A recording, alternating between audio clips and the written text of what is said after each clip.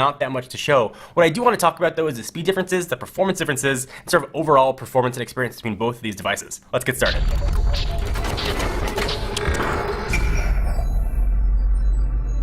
So having both of these phones in white is going to make it super confusing depending on which one is which, but if my memory serves me correctly, the phone in my left hand is the unlocked Google Play Edition running a very unskinned, unnothing, naked Android 4.2.2, which means this guy right here is the Galaxy S4. This is the Sprint version. They both have the same Snapdragon 600 chips, clocked at 1.9 gigahertz. They're both running Android 4.2.2, same 2 gigs of RAM, same camera, same 2600 milliamp hour battery, same everything except for the operating systems that are on them and the skins that are on top, or the lack of skins in this case. So the first thing I wanted to do before I get into personal opinions is I really was curious what the benchmarks were going to be. So I picked 3 benchmarks. Now, so the obvious caveat here is benchmarks don't carry everything. They don't test everything. They don't show every aspect or nuances of a phone. It's really going to depend on your personal usage. But I did test the 3 that most people used, the most often. So we tested Quadrant, we tested Geekbench, and we tested 3D Marks with the Ice Storm game playing on it. So before we jump into the results, let's play a game. Let's start with Quadrant. I use Quadrant in all my phones, and it's a little antiquated benchmarking tool. It's not the most accurate one out there, but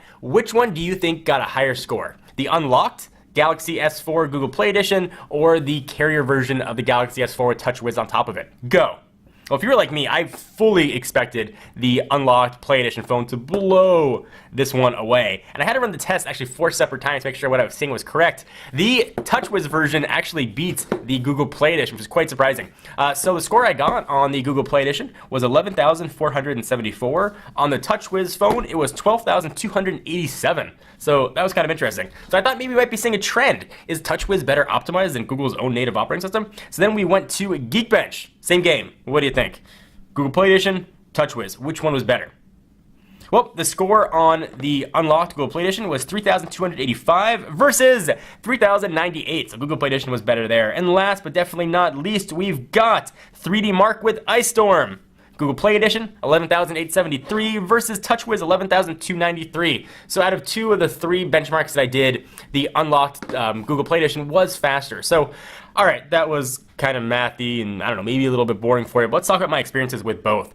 So I used the Galaxy S4 for my daily driver for a better part of 3 weeks, and then I switched over to the HTC One. So I was really excited to try sort of naked, unadulterated Android on this incredible hardware. So before everybody gets in the comments saying you can root and put the ROM on, yes, absolutely, of course you can do that. This is the experience that comes right out of the box for those that aren't comfortable rooting, don't want to root, or just want the unlocked device with the unlocked baseband and the root just ready to go for them. This is going to be a really good choice. I love stock Android. I love stock Android with little sprinkles and a cherry on top. It runs so buttery smooth on the Google Play Edition. I love the fact that I don't have to deal with any sort of annoying beeps and boops and water droplets or any sort of notifications that come through. I know those can all be turned off, but they just infuriate me. No sort of animations, no carrier bloatware. I really liked. I love the default mail app that comes on Android, and I love Android as Google intended it to be. And I also like that freaking photosphere is back here. What kind of annoyed me a bit though is the camera interface on stock Android is super clunky. I don't like that you have to sort of hit that wheel and move around. I can't tell what the icons mean.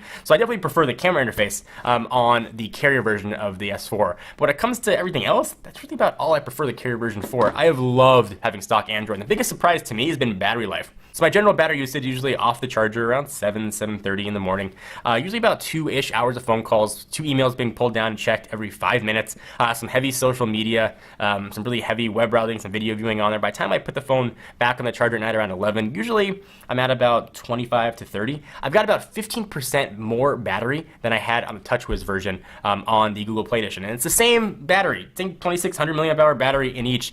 So less resource intensive, perhaps going over that TouchWiz needs, but it's been really nice to have. I feel like I could easily go 2 days on this guy. I keep my brightness at about 80%, so that's been really surprising. Other things I really like, and you can obviously tweak and change these things on the phone to make sure that it suits your needs, but out of the box, I love that holding down the home button gets me right to Google Now and doesn't have to launch any of that S-Voice stuff, which is antiquated and doesn't really work all that well for me anyway. So that's something else I really, really enjoyed.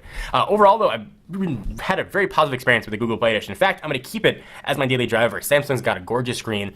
The hardware feels really nice and light, especially coming from the HTC One. I just really liked using it. So if you guys are debating what phone you want, you don't know if you should go and pick up a Galaxy S4 on contract or maybe pay it outright, you might want to look at the Play Store and pick up one of these guys. They're going to be shipping out the first batch on July 9th. So very soon you can get your hands on one of these on your own. And for me, I think it's probably worth it. So what do you guys think? I'd love to hear your thoughts. Leave your comments down below. Please give the video a thumbs up. We most definitely appreciate it. I'm John Rettinger from Techno Buffalo. I'll see you next video. Bye-bye.